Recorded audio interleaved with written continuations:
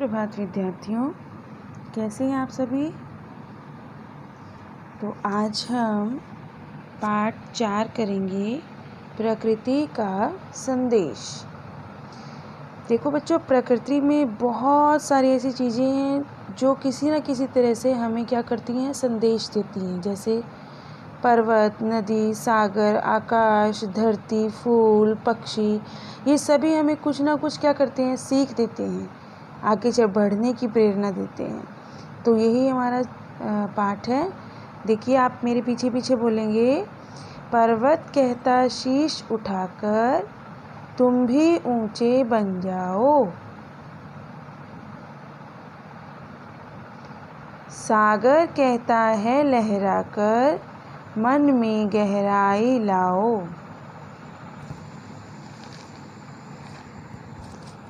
देखो, पर्वत क्या कहता है कि जिस तरह से मैं अपना सिर उठाकर खड़ा रहता हूँ, उसी तरह से तुम भी ऐसे कार्य करो कि संसार में ऊंचा स्थान प्राप्त करो, ऊंचे बन जाओ, ऊंचा स्थान प्राप्त करो, अर्थात महान बन जाओ। सागर क्या कहता है कि सागर कहता है लहराकर कि मनुष्य के मन के भाव सागर की लहरों के समान गंभीर व गहरे होने चाहिए। समझ रहे हो क्या कहती है, उठ उठ गिर गिर तरल तरंग।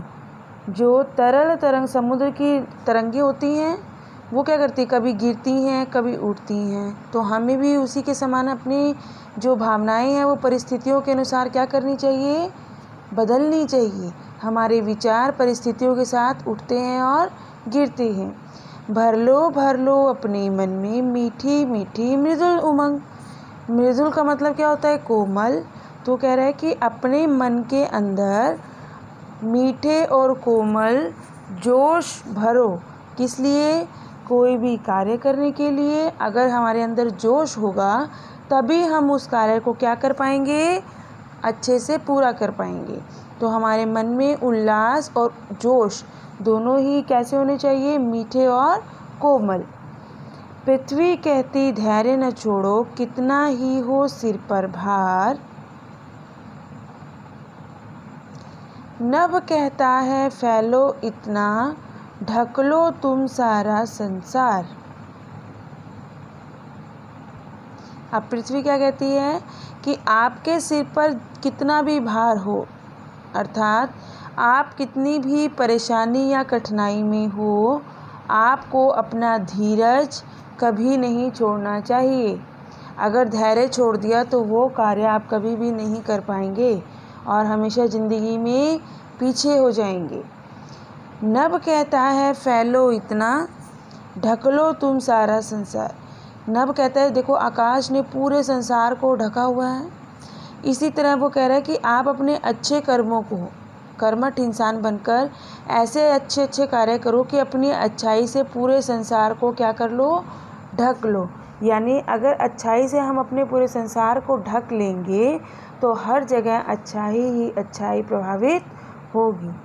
प्रकृति के संदेश पाठ को किसने लिखा है, सोहनलाल द्विवेदी जी।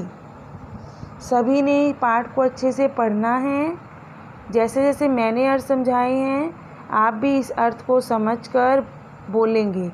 वीडियो को पीछे करके दोबारा से अर्थ सुनकर उसके बाद आपने अपने आप इसके अर्थ समझने के प्रयत्न करना है।